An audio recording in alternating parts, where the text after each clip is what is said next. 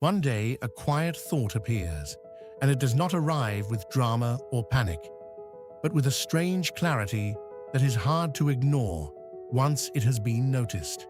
You suddenly understand something simple. Most of your life is already behind you.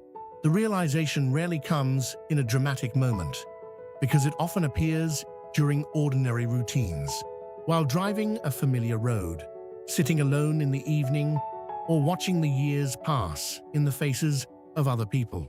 For a long time, life moves forward without this calculation. In youth, time feels wide and open, like a road that continues far beyond the visible horizon. But somewhere after 40, sometimes closer to 50, the horizon begins to move closer. A man quietly starts measuring distance in a different way. He notices how quickly the years now move. He remembers events that still feel recent, yet they happened 15 or 20 years ago. The strange part is that the memory feels closer than the present. Something inside begins to reorganize. It is not exactly fear. It is more like awareness. A man begins to see his life as a whole structure, not just a sequence of busy days. When this perspective appears, an uncomfortable question quietly stands behind it. Was this the right path? The question does not accuse. It simply exists. In younger years, there was always an invisible assumption that life could still change direction later, because time seemed generous and forgiving. Later becomes a flexible word. Later could mean 10 years. Later could mean 20. But when a man suddenly realizes that half or even more of his life has already passed, the word later begins to feel different. It becomes narrower, more precise, sometimes heavier. And this is the moment when many men experience a quiet internal shock that is difficult to describe to others. From the outside, nothing appears to have changed. Work continues. Responsibilities remain. Life moves forward in familiar rhythms. But inside the mind, a different kind of arithmetic begins. A man starts comparing the life he imagined with the life he actually lived. The distance between those two pictures suddenly becomes visible. It can feel like standing on a hill and looking back at a long road, realizing that the road behind is longer than the road ahead. The mind pauses there. Was this enough? Was something missed?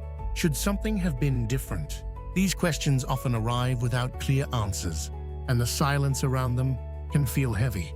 Many men interpret this moment as a sign that something is wrong with them, because the modern world rarely speaks about this phase of life in calm and honest language. Instead, it offers two simple stories. One story says that a man must fight aging with endless energy and reinvention, as if the only acceptable response is constant transformation. The other story says that life is already decided, and nothing meaningful remains to be changed. Both stories miss something important, because the realization that most of life is behind you is not necessarily a crisis. Sometimes it is simply the first moment of seeing life without the illusions that youth naturally carries. When a man is young, the future looks like a wide field full of possibilities. And because the field appears endless, choices feel lighter. There will always be another chance. There will always be time to correct direction. But with age, the field becomes more defined. And strangely enough, this does not always reduce freedom. Sometimes it reveals it more clearly. Because when time was endless, decisions were often postponed without noticing. But when time becomes visible, attention sharpens. A man begins to see what truly matters to him. He notices what still carries meaning. He also notices what no longer deserves his energy. This awareness can feel uncomfortable at first. It forces honesty. Certain dreams that once felt powerful now appear distant or irrelevant. Letting them go can create a quiet sense of loss. Yet not all dreams disappear. Some remain very alive. And these surviving dreams often look different from the ambitions of youth. They are usually simpler, more personal, less connected to proving something to the world. At this stage, many men notice another subtle change in their thinking. In earlier years, the future felt like a place where identity would finally be completed, as if One day, a man would arrive at a finished version of himself. But the longer life continues, the clearer it becomes that such a final version never actually arrives. Life does not conclude with a perfect moment of completion. It unfolds in stages, and each stage reveals something that could not be seen earlier. When a man realizes that much of his life is already lived, he also gains access to something that younger people do not yet possess: perspective, the long view. He has already seen how plans evolve and how expectations change, and how certain fears that once seemed enormous eventually fade into background noise. This does not erase regret. Some regrets remain. Every life contains roads not taken and decisions that might have been different. But perspective changes the weight of these memories. With distance, a man can see that his earlier choices were made by the person he was at that time, with the information and courage he had available then.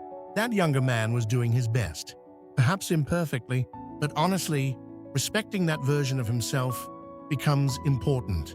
Without that respect, the past turns into an endless courtroom, where every decision is judged again and again, and that trial never ends. Something else becomes visible during this period of life. Many men discover that the goals which once seemed central were partly shaped by expectations.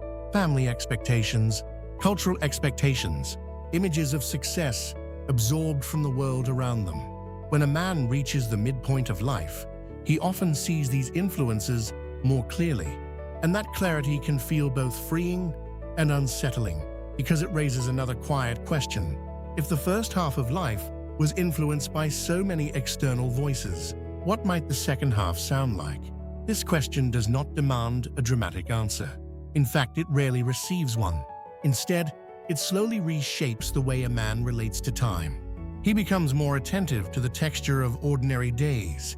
He notices conversations more carefully. He feels the value of calm evenings. That once might have seemed unremarkable